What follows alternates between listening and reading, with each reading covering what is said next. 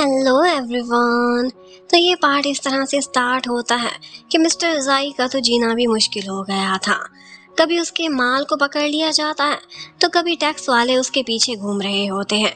वो इतना मुसीबत में फंस गया था कि यहाँ पर मिस्टर जैंग आकर उसको एक मशवरा देते हैं और वो मशवरा यही था कि अपने टैक्स से रिलेटेड जिन डॉक्यूमेंट्स की छानबीन हो रही है उन्हीं को ही आग लगवा देते हैं। जबकि दूसरी तरफ हमारे मेन लीड्स को दिखाते हैं। आज बारिश हो रही थी और बिजली भी चमक रही थी। मियाओ जिंग को ढंग से नींद ही नहीं आ रही थी और कल उसका रिजल्ट भी आना था, मेरिट बनना था कि किस यूनिवर्सिटी में उसका एडमिशन हो रहा है। ऐसी फ्रस्ट्रेशन में जब वो इतनी परेशान लेटी हुई थी तो ये बात चेन जी को पता चल जाती है। वो उसके कमरे में आ जाता है ताकि वो इतनी तेज कड़कती हुई बिजली से ना डरे। मियाओ जिंग उससे कहती है कि नीचे नहीं बल्कि ऊपर भी बहुत सारी जगह है, इधर आ जाओ। और वो ऊपर आ जाता है। अब वो आगे बढ़कर उसे किस करने ही वाली थी कि इतने में चेन जी उसे रोक लेता है और उसे कहता है कि ये सब करने का सही समय नहीं है और फिर बहुत प्यार से उसे सुला देता है। थोड़ी ही देर बाद चेन जी को एक इम्पॉर्टेंट कॉल आती है जो कि मिस्टर जैंग की तरफ से थी। वो ये कॉल सुनते ही एक इम्पॉर्टेंट काम से निकल जाता है। जाने से पहले मियाओ जिंग ने उसे देख लिया था। वो उसे कहती है कि तुम कहाँ जा रहे हो इतनी रात को, और वैसे भी कल मेरा रिजल्ट है, मैं तुम्हारे साथ ही अपना रिजल्ट देखना चाहती हूँ। लेकिन चेन जी उसे रोकता है और कहता है ये काम बहुत ज़रूरी है और ये आखिरी टास्क है जो मैं करने जा रहा हूँ अपने बॉस के लिए, और मैं वादा करता हूँ कि जैसे ही तुम रिजल्ट देखोगी उसके बाद मैं आ जाऊँगा और हम मिलकर सेलिब्रेट करेंगे। मियाओ जिंग का मन तो नहीं कर रहा था लेकिन फिर भी उसे चेन जी को बाय बाय बोलना ही पड़ता है।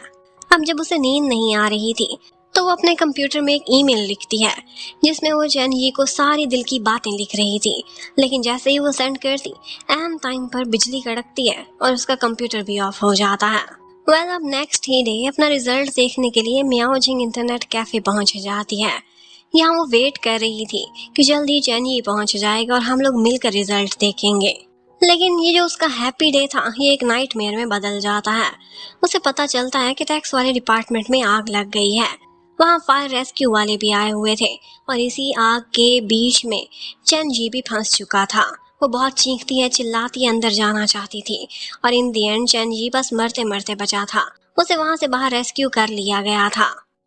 लेकिन जैसे ही वो बाहर आया था उसे देखकर लग रहा था कि उसके रंग ढंग बदल चुके हैं। वो एकदम अजीब सा बिहेव कर रहा था। मियाओ जिंग उससे कहती है कि तुमने मेरे लिए यूनिवर्सिटी में अप्लाई किया था ना, मैं तो कह रही थी कि मुझे टैंग सिटी में ही एक नॉर्मल से कॉलेज में अप्लाई कर दो, तुमने क्यों हाई सिटी में मेरा एडमिशन कराया। वो उसे एक कार्ड देता है, कहता है इसमें पैसे हैं तुम्हारे एडमिशन के और तुम्हारी टिकट भी बुक है, चली जाओ यहाँ से। मियाओ जिंग बहुत तड़पती है, कहती है मुझे कुछ रीजन तो बताओ, और वो प्यार जो तुम मेरे साथ क्लेम कर रहे थे। वो हंसता है और उस प्यार का मजाक उड़ा देता है और कहता है तुमने मेरे टाइम पास को हकीकत समझा था। बस उसे गुस्सा आता है और उसके बाद वो अपना फ्यूचर बनाने निकल जाती है। लेकिन फिर एक दफा मुड़ती है और चेन जी के मुंह पर एक जोरदार थप्पड़ मारकर वहां से जाती है। और बस इसी के साथ ही सीन शिफ्ट हो जाता है प्रेजेंट में। अब जब मियाओ जिंग चेन जी वाले घर में 6 साल बाद वापस लौटी थी तो उसे अनकंफर्टेबल फील हो रहा था। वो तुरंत ही फोन उठाता है और एक कॉल मिलाता है कि नेक्स्ट हाई सिटी की मुझे अभी के अभी टिकट चाहिए। लेकिन वो फोन काट देती है, कहती है कि बेशक मेरी फ्लाइट बुक करा दो लेकिन मैं यहाँ से नहीं हिलने वाली। वो उसके कमरे में जाता है, उसकी सारी चीजें बैग में पैक करता है और वो बैग खींच कर उसे कहता है निकलो यहाँ से। मियाओ जिंग कहती है तुमने खुद ही तो बोला था कि मेरा भी घर है, तो मैं तो अपने घर से कहीं नहीं जाऊंगी। क्या हुआ, वर्स्ट कंडीशन में ये होगा कि मेरे पास कपड़े नहीं होंगे और तुम्हारे कपबोर्ड में से निकाल कर तुम्हारे कपड़े पहनूंगी। अब उसने ऐसी बात कर दी थी कि चेन जी को तो कोई जवाब ही नहीं आ रहा था। अब वो उसका सूटकेस छोड़ देता है और वो वापस कमरे में चली जाती है। अब थोड़ी देर बाद जब वो वॉशरूम में जाना चाहता था तो वहाँ पर मियाओ जिंग खड़ी हुई थी जो कि ब्रश कर रही थी। वो उसे देखते ही मुड़ जाता है और कहता है थोड़े बड़े कपड़े पहनकर घर में घूमा करो। और वो कहने लगती है तुम क्या यंगस्टर लड़के हो, टीनेज में हो, ओवर रिएक्ट करने की कोई ज़रूरत नहीं है। और फिर उसके बाद वो बहुत मज़े से एक सीड्यूसिंग स्टाइल में बैठकर अपने हेयर को ब्लो ड्राई कर रही थी। चेन जी उसे देखता है तो हैरान रह जाता है कि वो मासूम सी मियाओ जिंग अब कितना बदल चुकी है। अब इतना ही नहीं, उसे एक और शौक मिलता है जब वो उसके पास आती है अपने सिगरेट का पैक लेकर और कहती है लाइटर दो ना। चेन जी हैरान रह जाता है और कहता है ये सारा कुछ तुम्हें सूट नहीं करता, तुम कितनी बदल चुकी हो। तो वो कहती है बदलना किसने स्टार्ट किया था, वापस आने का वादा तो तुमने किया था, वो वादा भी तोड़ दिया।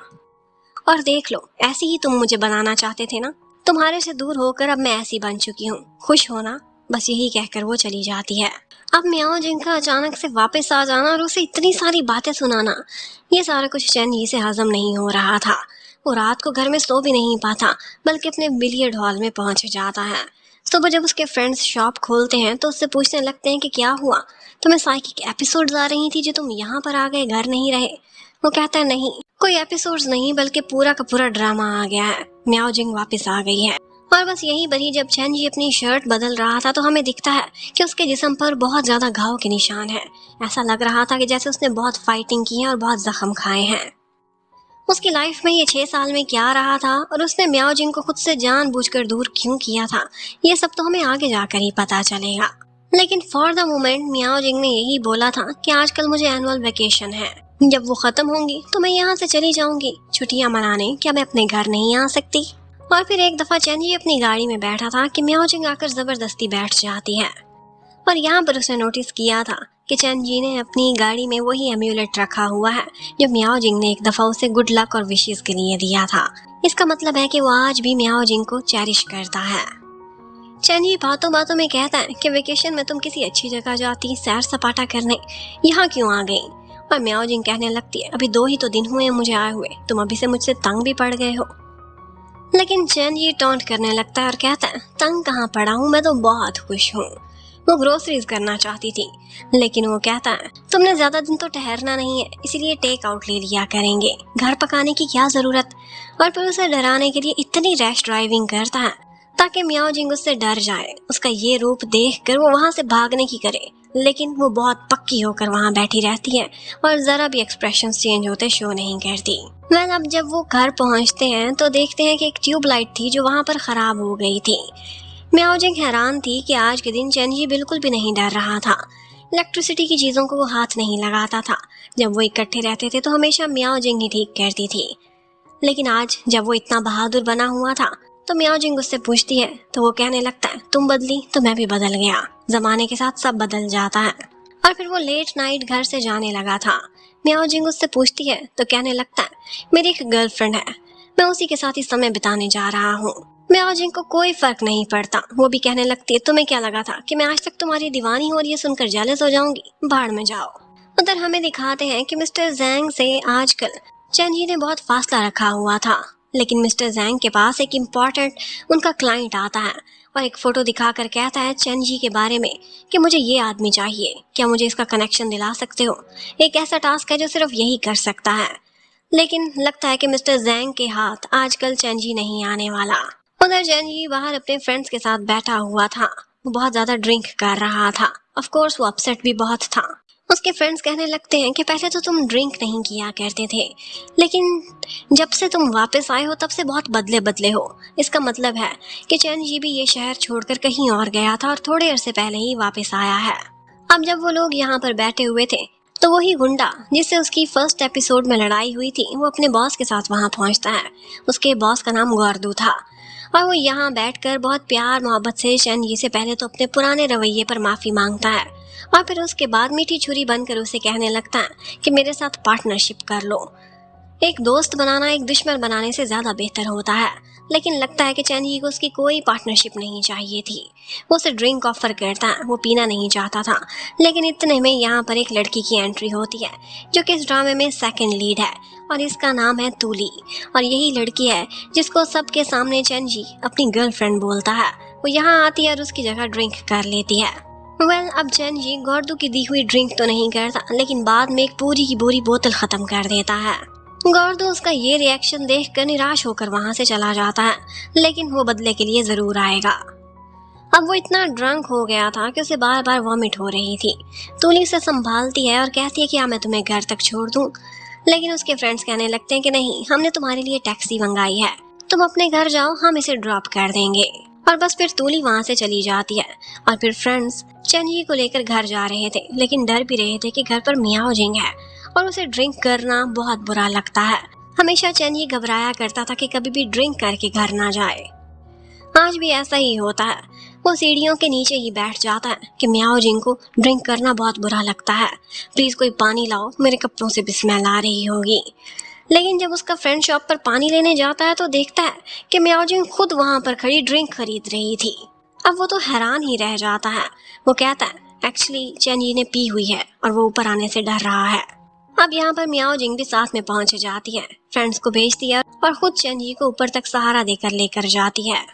चैन जी अंदर कमरे में नहीं जाता बल्कि लिविंग में ही एक ब्लैंकेट लेकर सो जाता है और बार बार यही कह रहा था कि अब जब तुम घर पर हो मुझे ड्रिंक नहीं करना चाहिए। मियाओ जिंग भी पुराने दिनों को याद करती है और अपनी वो ईमेल भी देखती है जो उसने चैन जी को सेंड करी थी। उसे वो प्रॉमिस भी याद आता है जो घर से लास्ट टाइम जाने से पहले चैन जी ने किया था, वो कभी भी नहीं निभाया था। अब नेक्स्ट डे चैन जी उठता है, अपने आप को फ्रेश करता है और फिर एक काम से कार्स की मार्केट में चला जाता है। लेकिन यहाँ पर वो ये देखकर हैरान रह गया था कि मियाओ जिंग एक कार खरीद रही है और तो और उसे यहाँ के एरिया की नंबर प्लेट भी चाहिए थी अपने नाम पर ट्रांसफर करने के लिए। उसे समझ आ जाती है कि ये सिर्फ वेकेशन के लिए नहीं आई, वरना इतना जंबेला क्यों डालती, ये तो यहाँ पर पक्का पक्का रहने के लिए आई है। अब वो परेशान हो जाता है, बिलियर्ड हॉल जाता है और अपने फ्रेंड बो से भी यही बात शेयर करता है। वो कहने लगता है वैसा आखिर कर क्यों रही है, क्या तुम्हारी लाइफ को डिस्टर्ब करने के लिए आई है? तुम उससे डायरेक्टली पूछो ना कि वो कितने दिन रहने के लिए आई है। वो कहता है मेरे पास उसका नंबर नहीं है। अब बो के पास तो उसका नंबर था तो वो मियाओ जिंग का नंबर उसे ट्रांसफर कर देता है और खुद ही उसके फोन से टच करके उसे ऐड रिक्वेस्ट भी भेज देता है। पर मियाओ जिंग ने पहचाना ही नहीं था कौन है, वो तो पूछ रही थी कि हु इज देयर। अब जब वो घर पहुंचती है तो देखती है कि चैन जी ने घर पर उसके लिए खाना बनाया हुआ है जिससे पहले वो इनकार कर रहा था। लेकिन मियाओ जिंग समझ जाती है कि सारा मेरा फेवरेट खाना तुमने इसलिए बनाया है क्योंकि तुम काइंड बनकर मेरे अंदर से उगलवाना चाहते हो कि मैं यहाँ कितने दिन रहने आई हूँ, यही बात है ना। लेकिन अब मैं पहले जैसी सीधी सादी नहीं हूँ और वैसे भी जो खाना तुमने बनाया है बिल्कुल भी अच्छा नहीं है। लगता है बहुत सालों बाद तुमने कुकिंग को हाथ लगाया है और इस घर में कितने सारे प्रॉब्लम्स हैं जो फिक्स होने वाले हैं। पहले तो मेरी विंडो का हैंडल लगाओ, उसके बाद ये सोफा भी ठीक कराओ। वो तो उस पर ऐसे ऑर्डर जमा रही थी कि जैसे वो घर की मालकिन हो और चैन ही उसका कोई नौकर। अब ये सुनते ही वो घर से बाहर चला जाता है, लेकिन वो उसे तुरंत ही मैसेज करती है और कहती है मेरा हाथ जख्मी हो गया है, आओ और खुद ही बर्तन भी धो। थोड़ी देर तो वो हैरान था कि ये कितना एटीट्यूड दिखा रही है, मेरे घर में घुस आई और मुझसे काम भी करा रही है। वापस आता है तो देखता है बर्तन वैसे के वैसे पड़े हुए थे। अब वो जाता है और बर्तन धोने स्टार्ट कर देता है। वो आती है और उसे अपने हाथ पे एक छोटा सा कट दिखाकर कहती है देखो कितनी बड़ी चोट लगी है मुझे, मैंने झूठ नहीं बोला था। अब चैन जी को समझ नहीं आ रही थी कि आखिर ये सारा कुछ कर क्यों रही है। मैं इसे खुद से दूर करना चाहता हूँ और ये है कि मुझे चिपके ही जा रही है। अब इतने में दिखाते हैं कि नेक्स्ट डे वो एक शॉप से जाकर हैंडल लेकर आता है और फिर उसकी विंडो में फिक्स भी कर रहा था। यहाँ पर चैन जी बार बार चोरी छुपे उसे देख रहा था और मियाओ जिंग की नजरें थी कि चैन जी से नहीं हट रही थी। लेकिन इतने में कुछ गड़बड़ हो जाती है। घर पर उसका फ्रेंड आता है और उसे बताता है कि बिलियर्ड हॉल में कुछ गड़बड़ हो चुकी है, कुछ लोगों ने हमला कर दिया है। एक्चुअली वो वही गोकू ही था। उनकी ये बातें मियाओ जिंग ने भी सुन ली थी और वो भी उनका पीछा कर रही थी। अब वो जैसे ही जाते हैं तो पता चलता है कि वहां पर हर चीज पे तोड़ फोड़ की हुई है और उसके फ्रेंड रोंग को भी पकड़ा हुआ है। अब ये लोग उसे डराने धमकाने के लिए आए थे और उससे पार्टनरशिप चाहते थे, लेकिन उन्हें क्या पता था कि चैन जी उनसे डरने वाला नहीं है। उसने जिंदगी में बहुत कुछ देखा था। पहले तो वो उससे शराफत की जुबान में कहता है कि यहाँ से निकल जाओ और जो नुकसान किया है उसकी कॉम्पनसेशन दो, लेकिन गोकू ये बात मान ही नहीं रहा था। तो अब वो स्नोकर की स्टिक उठाता है और ऐसे उस पर वार करता है डराते हुए कि एक दफा तो उसकी धड़कनें ही रुक जाती हैं और फिर इसी तरह से उसे कुर्सी में गाड़ देता है। अब एक पैर उसके सीने पर रखता है और उससे कहता है मेरी भरपाई करके यहाँ से जाओगे। अब वो इतना बुरा फंसा हुआ था कि उसके लाए हुए गुंडे भी उसे बचा नहीं सकते थे, वैसा जकड़ा गया था एक ही लम्हे में। वो धमकी देने की कोशिश करता है कि तुम्हें पता नहीं मेरी बैक पर कौन है, और एक्चुअली जो उसकी बैक पर था वो इस वक्त उसी बिलियर्ड हॉल में पहुंचा हुआ था और वो मिस्टर जैंग ही था। चैन जी ने तो ये सारा कुछ बहुत सालों पहले देखा भी था और अब डंप भी कर दिया था। मिस्टर जैंग जब गोकू की साइड नहीं लेते तो वहां से माफी मांगता हुआ वो निकल जाता है। लेकिन मिस्टर जैंग यहाँ पर चैन जी के साथ एक गेम खेलना चाहते थे, लेकिन वो इनकार कर देता है और कहता है मैंने बहुत सालों से नहीं खेली। इसका मतलब ये था कि वो मिस्टर जैंग का बिजनेस में किसी काम में कोई लिंक नहीं रखना चाहता। अब यहाँ से जैंग को जाते हुए वहां पर खड़ी हुई मियाओ जिंग भी देख लेती है, जो कि एक बहाने से वहां पहुंची थी और शॉपिंग का नाटक कर रही थी। लेकिन चैन जी भी बेखबर नहीं था। उसे पता चल जाता है कि शॉप के इर्द गिर्द एक लड़की मंडला रही है हम पर नजर रखने के लिए। और फिर जैसे ही वो घर पहुंचता है तो देखता है कि बिलियर्ड हॉल के बाजू से एक शॉप से उसने कुछ खरीद कर वहां रखा हुआ है। इसका मतलब है कि वो मियाओ जिंग ही थी जो वहां पर आई थी। मियाओ जिंग ने भी बहुत कुछ पता करा लिया था। वो उससे कहने लगती है कि मिस्टर जैंग के साथ तो तुम काम करते थे, अब उनसे इतनी दूरी क्यों रख रहे थे? और ये भी बताओ कि पिछले 2 साल तुम किसके साथ अटैच थे? ये बात सुनते ही चैन जी हैरान रह जाता है और उसके हाथ पर चोट लग जाती है और यहीं पर ये पार्ट खत्म होता है। अब चैन जी के पास्ट का क्या राज है ये हमें आगे जाकर पता चलेगा। Stay connected. Thank you for watching. Bye bye.